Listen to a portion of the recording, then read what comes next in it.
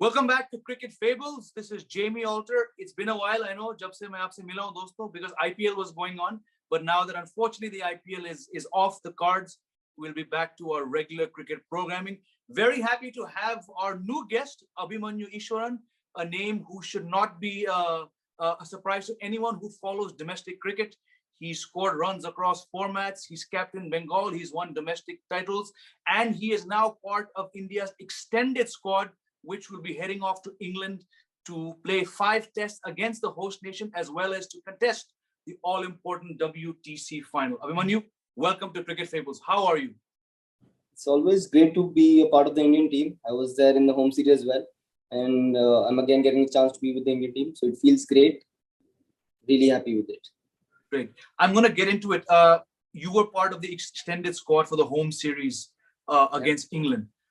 What was that like? What kind of things were you able to pick up from being around these players?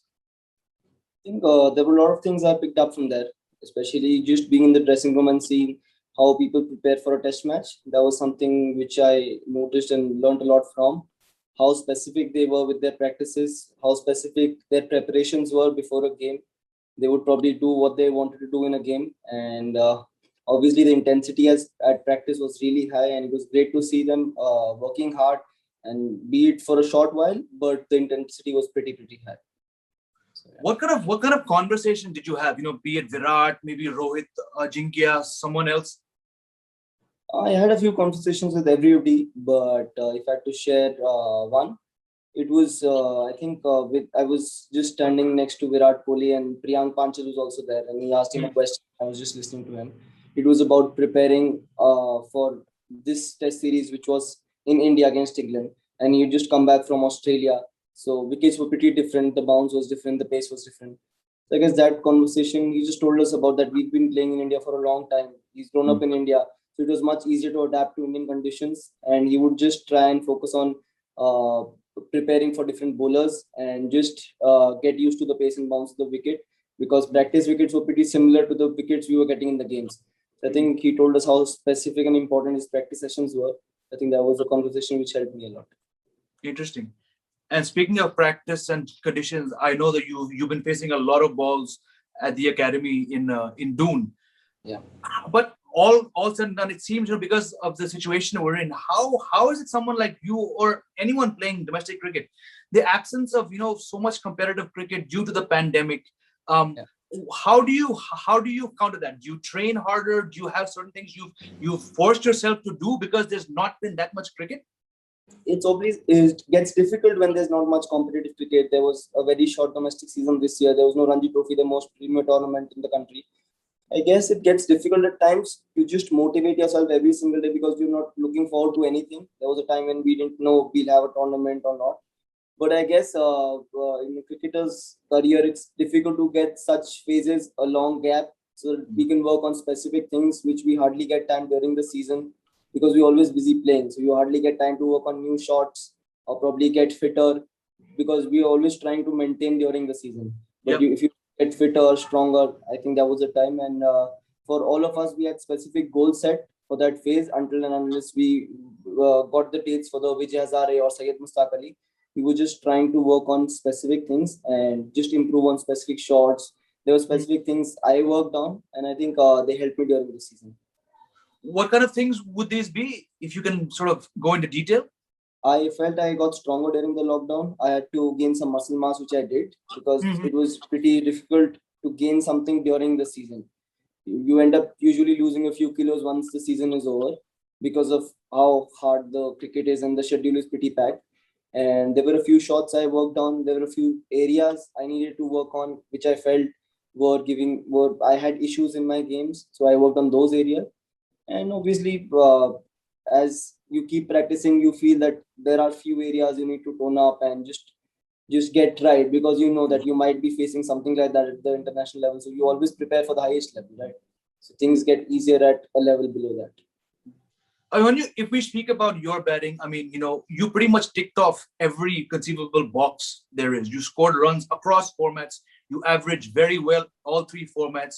You captained Bengal. You won a domestic title. objectively, are you happy with where your career is at this stage? Uh, As Probably a I am. domestic batsman first.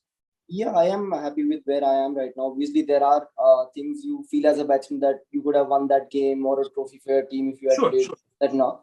But obviously, so far the journey's been really nice. I've learned a lot at the domestic level and enjoying every bit of it right now. So I think that's the most important thing. Hmm. Can you just explain a bit about? I mean, you having been born and raised in a place like Dehradun, then you go to Bengal and you captain them. What have you learned? Like, what kind of challenges has that posed to you first as an individual and a leader, and then secondly as a batsman? I think as an individual, since I was born and brought up in Dehradun, I went to Calcutta when I was 10. Since Dehradun is in Uttarakhand and Uttarakhand didn't have BCCI Correct, affiliation, so I had correct. to shift to some other place if I wanted to play cricket. So I went to Bengal. There were challenges because staying away from family, which is always difficult. So that Of course. was a challenge I faced. And then obviously when you start playing for the state, there are issues. You play well, you don't play well, and Yeah. things keep happening in a cricketer's life. And from there on, just building on it and just I kept working hard and tried to get better every single day. And then to captain Bengal, so that journey was pretty exciting and a lot of learnings there. And I think to lead Bengal was an honor for me because it was always a dream to play for a state and then to play first class cricket and then to lead a Yeah. first class team to a Ranji final. I think that was a dream come true and would have been nice if we could have won that final. Mhm. But yeah, but still it was a good journey. Mm. Did you find that when you got the additional responsibility of being a leader, did that sort of enhance your batting in any way, perhaps in a way which you had not thought was possible before? Yeah, obviously, I guess it did because there are things which you think as a captain and you don't as a player. Because when you play as just a batsman in the team, you're just doing your batting and your fielding, and there are things you don't focus on. Suppose there are things like when you go for a team meeting, and then we have videos of opponent batsmen, and you look at it from a different point of view, how to get them out. And then there are times you get to know about your batting as well. Like if I sit and look at my batting, what are the areas opponents might be looking at and trying to get me out.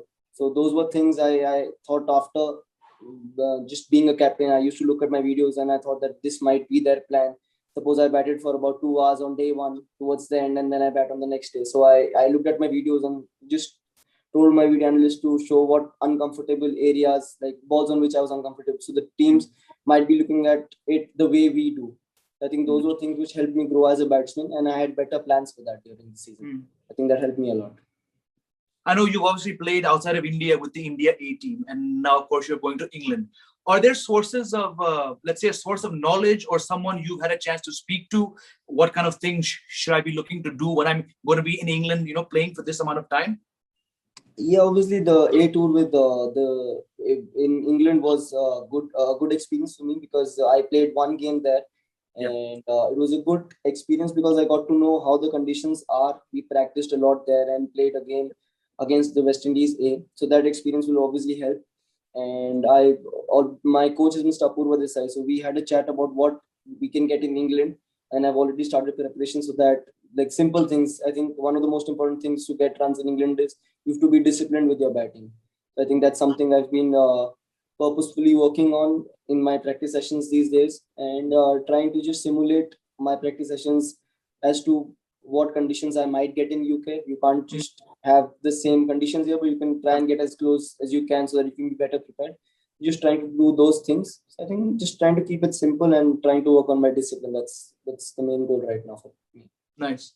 You obviously must have your own set of personal goals about what you want to achieve in England. And I'm sure the team will and will in the future also give you certain roles when you're there. Let's say, I mean, hypothetically, a spot opens up Yeah. in the final 16. Do you think right now you're best placed to go up there and say, yes, I can play for India at this stage, should the opportunity present itself? Yes, I would be really happy to represent my country. That's been the dream since I held the cricket bat to just represent my country and win games and tournaments for my country.